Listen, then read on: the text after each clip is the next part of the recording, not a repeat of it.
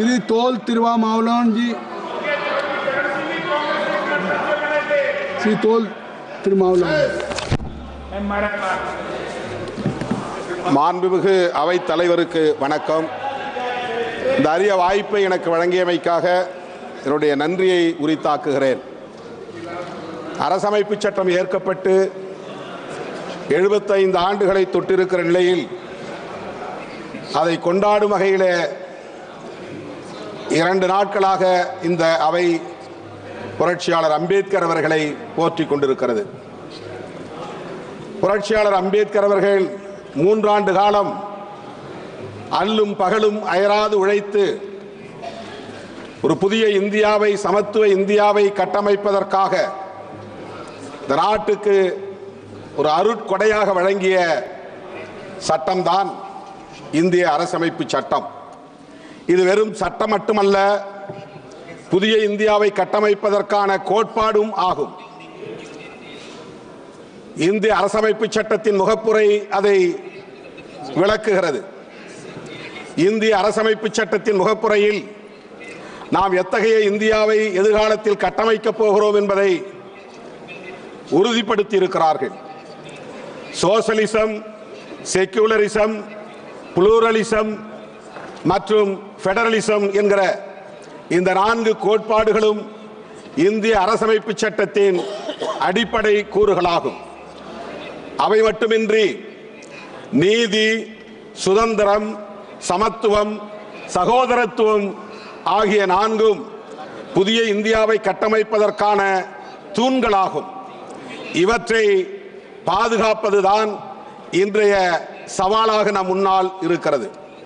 இங்கே உரையாற்றிய மாண்புமிகு உறுப்பினர்கள் பலரும் புரட்சியாளர் அம்பேத்கர் அவர்களின் பெருமைகளை பேசுகிற அதே வேளையில் அவரை எதிர்த்தது, அவருக்கு துரோகம் செய்தது நீயா நானா என்கிற வகையில்தான் விவாதங்கள் அரங்கேறிக் கொண்டிருக்கின்றன. எந்த அளவுக்கு இந்த 75 ஆண்டு காலத்தில் அரசமைப்பு சட்டத்தை நடைமுறைப்படுத்தி இருக்கிறோம், வெற்றிகரமாக அவற்றை நடைமுறைப்படுத்தி புதிய இந்தியாவை கட்டி எழுப்பியிருக்கிறோம் என்பது குறித்து உரையாடல்கள் இல்லை என்பது வேதனை அளிக்கிறது.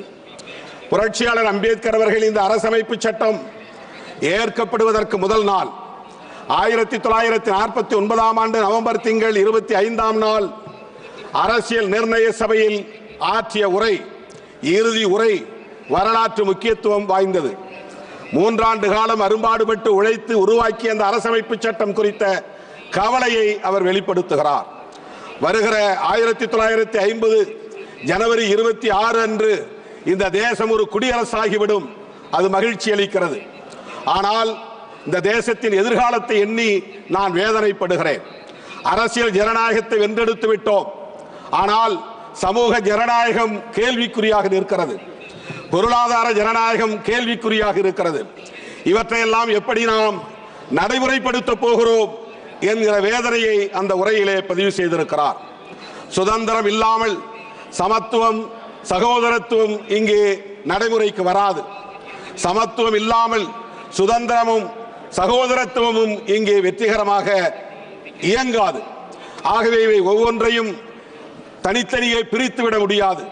சுதந்திரம், சமத்துவம், சகோதரத்துவமாக ஆகிய 3ஐயும் ஒரே நேரத்தில் நடைமுறைப்படுத்துகிற போதுதான், வெற்றிகரமாக நடைமுறைப்படுத்துகிற போதுதான் இங்கே சமூக ஜனநாயகத்தை நாம் உருவாக்க முடியும் என்கிற கவலையை பதிவு செய்கிறார்.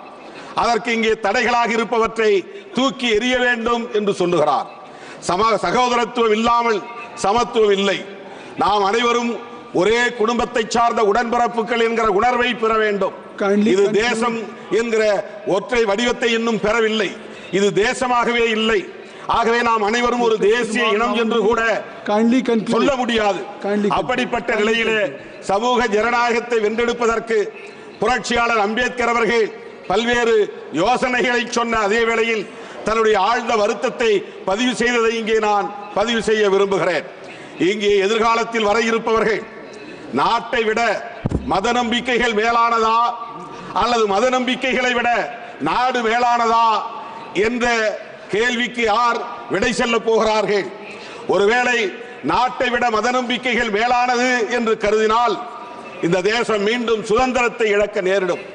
இந்த தேசத்தின் சுதந்திரத்தை மீண்டும் நாம் வென்றெடுக்க முடியாத நிலை உருவாகிவிடும் என்ற கவலையை வெளிப்படுத்தி இருக்கிறார். 75 ஆண்டுகளுக்கு முன்னால் தீர்க்க தரிசனமாக அவரால் உணர முடிந்திருக்கிறது.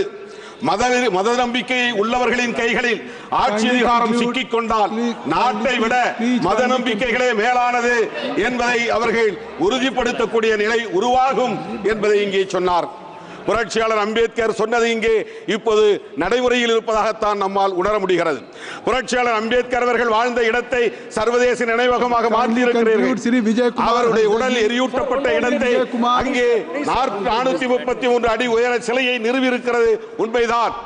அதை 26 திறக்கப் போகிறீர்கள். புரட்சியாளர் அம்பேத்கர் லண்டனில் வாழ்ந்த இடத்தை நினைவிடமாக மாற்றியிருக்கிறீர்கள். ஆனால் அவருடைய பெருமையை போற்றுகிற அதே வேளையில் அவர் உருவாக்கிய அரசமைப்பு சட்டத்தின் ஆன்மாவை தகர்க்கக்கூடிய ஜனநாயகத்தை தகர்க்கும். Already you have taken more than your time. Already you have taken more than your time. Please kindly conclude.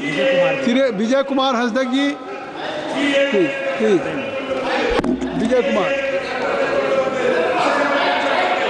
Sir, मैं बोलना आरंभ करता हूं और धन्यवाद देता हूं कि आपने मुझे कॉन्स्टिट्यूशन एडॉप्शन पे बोलने का मौका दिया।